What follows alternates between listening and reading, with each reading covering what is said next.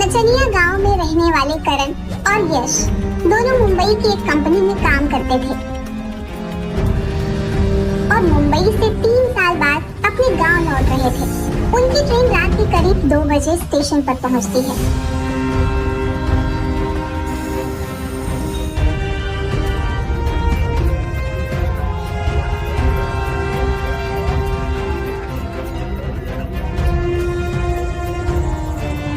भाई करण, बहुत ठंड लग रही है यार। गाड़ी में उतनी ठंड नहीं थी। अपने गांव के लिए कोई गाड़ी तो सुबह 5 बजे के बाद ही मिलेगी। तब तक चलो बाहर कुछ सिगरेट चाय वगैरह पिया जाए। हाँ भाई, ठंड तो मुझे भी लग रही है। चलो प्लेटफॉर्म के बाहर ही कुछ पीने को मिलेगा। दोनों जैसे ही प्लेटफॉर्म से निकलते हैं कि बिजली चली जाती है। अरे यश, बहुत दिनों बाद आए हो अपने गाँव।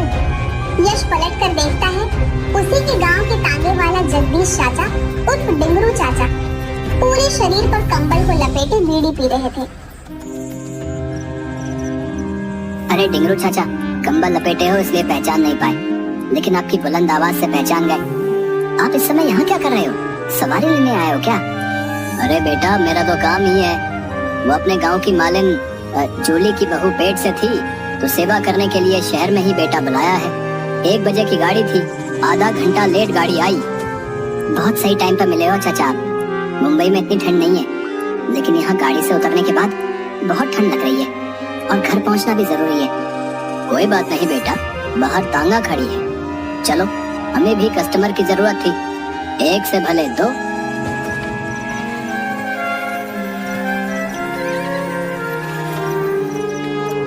चाचा जल्दी चलो, नहीं तो ये सर्द रात की बर्फीली हवा हमारी जान लेकर ही जाएगी।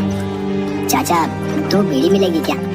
वो क्या है कि इतना ठंड है ना, बीड़ी पीकर ही कुछ गर्मी आएगी। सही कह रहे हो तुम, ये लो बीड़ी पियो। डिंगरू चाचा, तुम क्या समझे कि हम डर जाएंगे हैं? अरे हम दोनों को अगर रात में नींद नहीं आती थी तो कब्रिस्तान में हवा खाने निकल जाते थे। एक तरफ समुद्र की लहरों की आवाज, तो दूसरी तरफ कब्रिस्तान का सन्नाटा। कभी कभी तो हम दोनों भूतों के साथ कब्र पर बैठकर रात भर ताश खेले, और जैसे तुम्हारे साथ बीड़ी के सट्टे लगा रहा हूँ, उन लोगों के साथ भी लगाए हैं सट्टे। अरे वाह, तुम दोनों तो काफी निडर हो। बचपन से ही चाचा, बचपन से ही। ये भूत प्रेत माया सब उनको भयभीत करते हैं जो कमजोर दिल के होते हैं। यहाँ क्या हुआ बेटा? एकाएक तुम दोनों ने बात करनी बंद क्यों कर दी? हम सोचे कि हमारी बातें सुनकर कहीं आप और ज्यादा न डर जाएं। और वो चाचा, ठंड ज्यादा ही लग रही है, इसलिए बोलने का मन नहीं कर रहा है।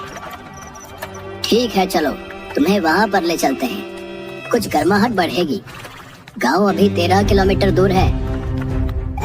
ये तो गांव जाने का रास्ता नहीं लग रहा। किधर से ले जा रहे हो हमें? वो देखो आग की लपट, जी भर के हाथ सेक कर गर्माहट ले लो। अरे यश, ये कोई शमशान लग रहा है। यहाँ पर तो चिताएं जल रही हैं। ये कहाँ ले जा रहा है हमें? टिंगरू चाचा, ये कहाँ ले आए हो हमें? ये तो शमशान है, यहाँ तो चिताएं जल रही हैं। बेटा, यही तो अपना ठिकाना है, बाकी तो सब कल्पना है। और तुम लोग तो कई बार कब्रिस्तान में बीड़ी पिए हो, आज मेरे साथ शमशान में भी पी लो। क्या चाचा, अभी हम तुमको डरा रहे थे, अब तुम हमें डरा रहे हो?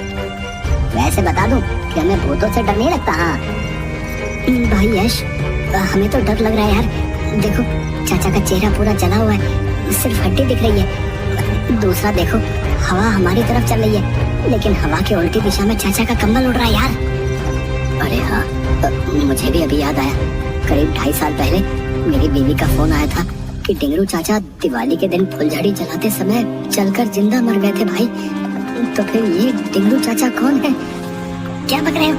तो प्लेटफॉर्म पर ही तुम्हें ये बताना था ना यार, इसके साथ हम लोग आते ही नहीं। कहाँ फंसा दिया यार। अरे भाई, वो देखो, चाचा के पाँव भी उल्टे।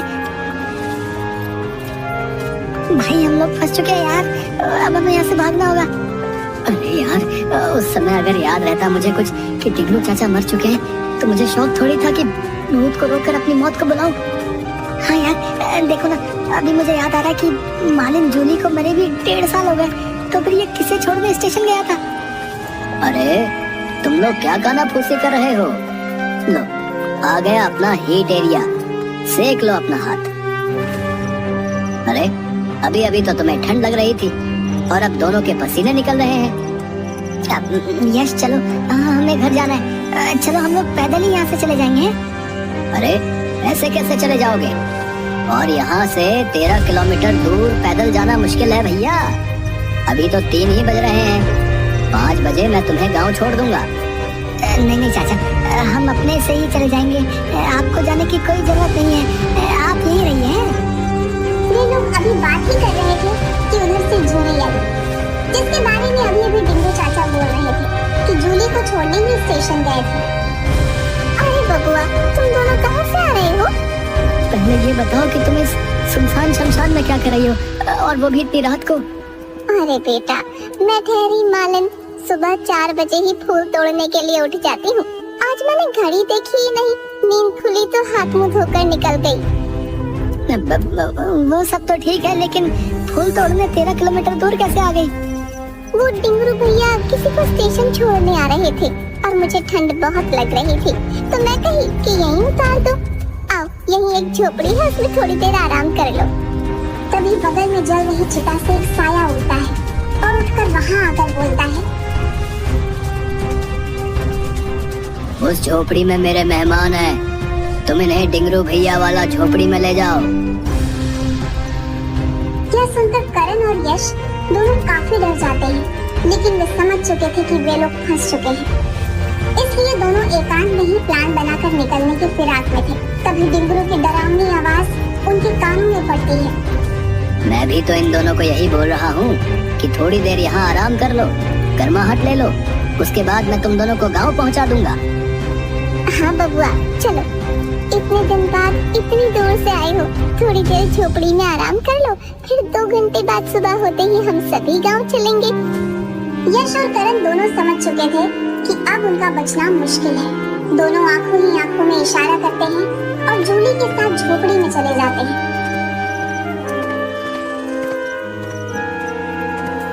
तभी एक बुझी हुई चिता से अचानक एक आग का गोला निकलता है और फुटी हंसी के साथ आसमान की ओर निकल जाता है। यह घटना दोनों के दिल को दहला देती है। डरते डरते जैसे तैसे वे दोनों जूली के साथ झोपड़ी में जाते हैं। झोपड़ी में चिता के जैसे 2 बेड लगे हुए थे। तुम दोनों यहीं आराम करो, मैं थोड़ा सा बगल में गेंदा का फूल है, उसे तोड़ कर आती हूँ।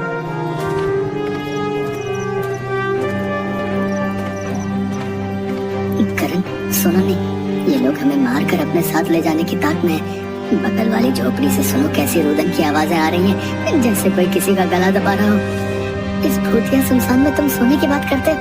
अरे यहाँ तो हमारी नींद ही उड़ी हुई है। अब हमें किसी प्रकार से यहाँ से भागना होगा, नहीं तो हम लोग भी इस चिता में जला दिए जाएंगे। मौका अच्छा है, बाहर अभी कोई दिख नहीं रहा। जूली पता नहीं किधर गई है, शायद डिंगरू चाचा से हम लोगों को मारने का प्लान बनाने गई हो। चलो चुपके से इधर पीछे से हम लोग निकल जाते हैं। चलो भाई, किसी तरह मुझे गांव पहुंचा दो, तुम्हारा ये एहसान जिंदगी भर नहीं भूलूंगा।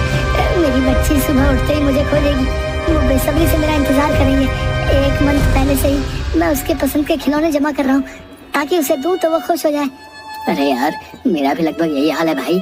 कल ही मेरी मुन्नी से बात हुई थी, वो बोल रही थी कि वहाँ से एक बारबी डॉल लेके आना। इसी बैग में वो बारबी डॉल है, पता नहीं क्या होगा। मेरी मुन्नी तो मेरे बिना जी ही नहीं सकती यार।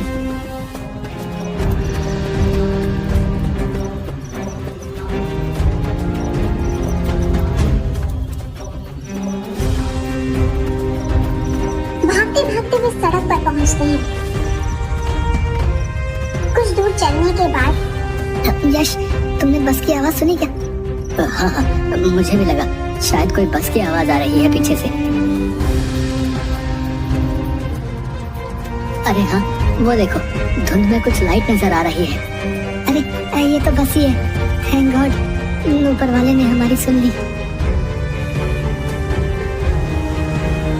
लो, आ गई बस।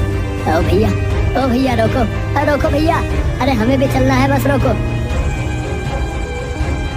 चल चल चल करण, जल्दी चल।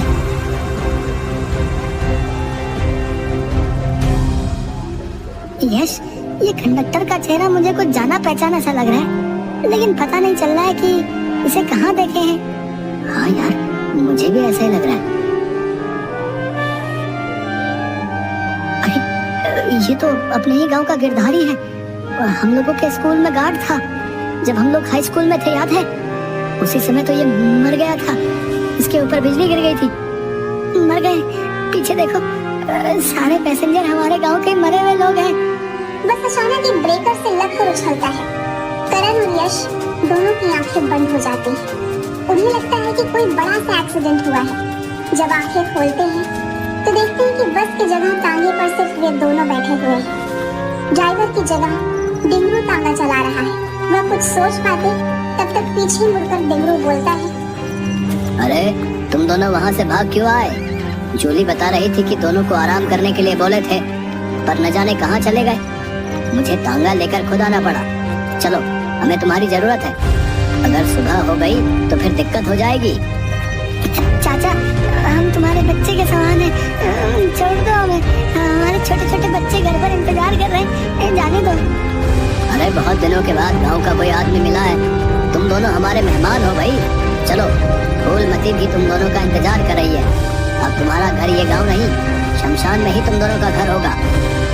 देखो यार, बस कुछ ही पल में सवेरा होने वाला है, सामने मंदिर है। तुम किसी तरह मंदिर के पास पहुंचो, मैं इसे देखता हूँ।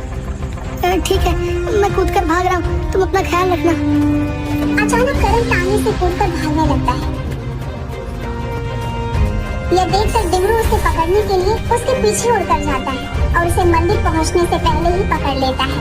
लेकिन इधर यश भागते हुए किसी तरह मंदिर के पास पहुंच जाता है।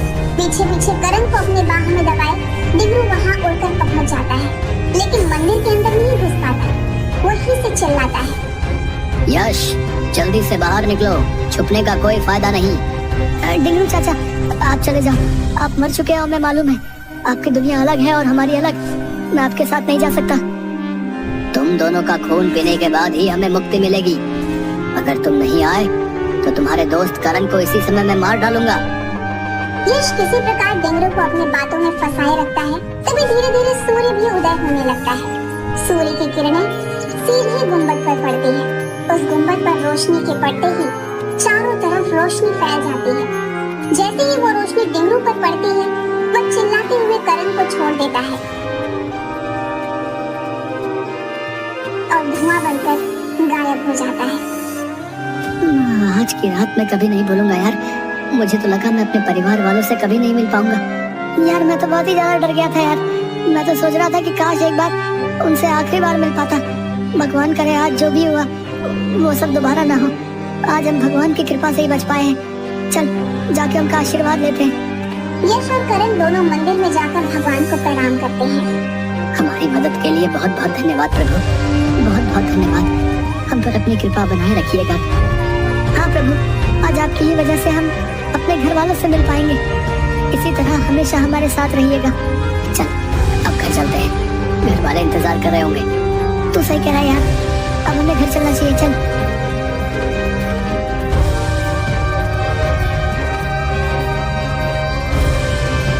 इसके बाद दोनों अपने घर चले जाते हैं।